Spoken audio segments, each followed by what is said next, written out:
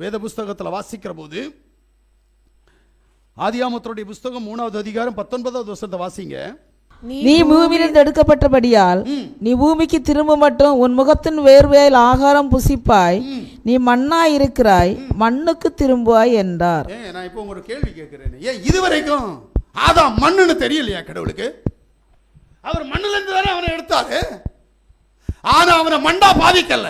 எப்ப பாவம் உள்ள வந்ததோ அப்பதான் சொல்றாரு நீ மண்ணு. மண்ணுக்கு தண்டனை, பாவத்தின் நிமித்தமாய் கடந்து வரக்கூடிய தண்டனை மண்ணாவாய். அப்ப சாவு சீக்கிரம் வரப்போகுது.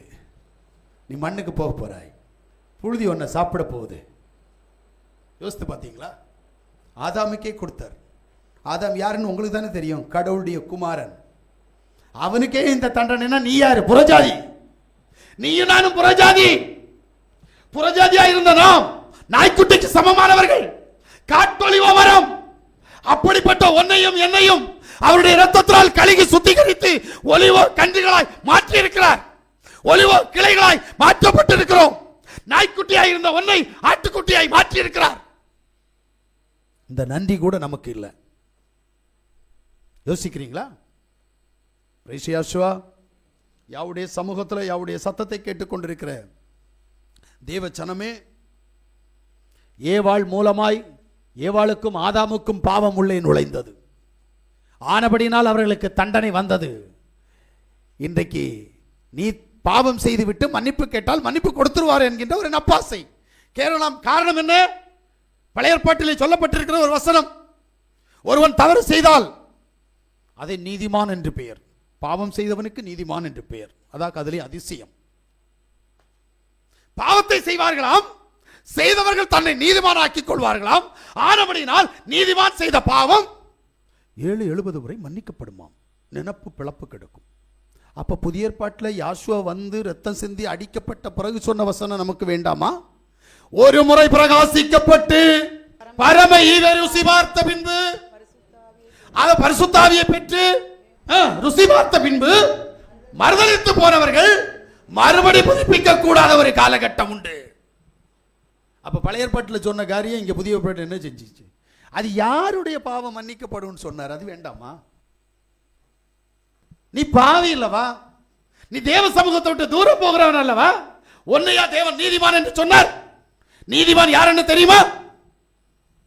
தெரியாதவன் கணக்கு பார்க்கிறான். நானும் நீதிமான், நானும் தேவனுடைய பிள்ளை. இல்ல, ஜாக்கிரதை, நீ பாவியிலும் பாவி. நான் ஒரு பாவியா இருந்துட்டு என்ன நான் நீதிமான் கணக்கு போடக்கூடாது. வேத புஸ்தகத்தை திறந்து வாசிங்க. ஆதியாகமத்துடைய புஸ்தகம் 4வது அதிகாரம் 11-12. இப்பொழுது உன் சகோதரனுடைய இரத்தத்தை உன் கையிலே வாங்கிக் கொள்ள தன் வாயை திறந்து, இந்த பூமியில் நீ சபிக்கப்பட்டிருப்பாய், நீ நிலத்தை பயிரிடும் போது அது தன் பலனை இனி உனக்கு கொடாது, நீ பூமியில் நிலையற்று அலைகிறவனாய் இருப்பாய் என்றார். வசனம் என்ன சொல்லுதுன்னு உங்களுக்கு புரியுதா? உன்னை இந்த பூமி விழுங்குமா? எப்படி? நீங்க என்ன நினைச்சிட்டு இருக்கீங்க தெரியுமா? பாவி பாவத்தை அறிக்கை பண்ணா பாவத்தை எல்லாம் மன்னிச்சிருவார். ஏன் காயினுடைய பாவத்தை தேவன் மன்னிக்கல? ஏன் யூதாசுடைய பாவத்தை மன்னிக்கல?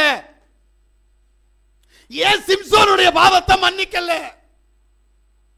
ஆனா உன் பாவத்தை மன்னிச்சிருவாராம். எவ்வளவு பெரிய நம்பிக்கை!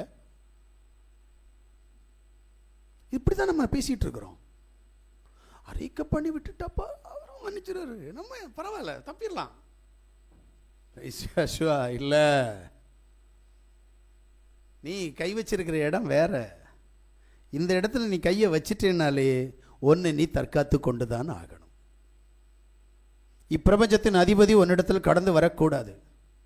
நீ உன்னுடைய தேவைக்காக பிசாசை கூப்பிடுவ, உன்னுடைய தேவைக்காக பிசாசோடு கூட சந்தோஷமா இருப்ப.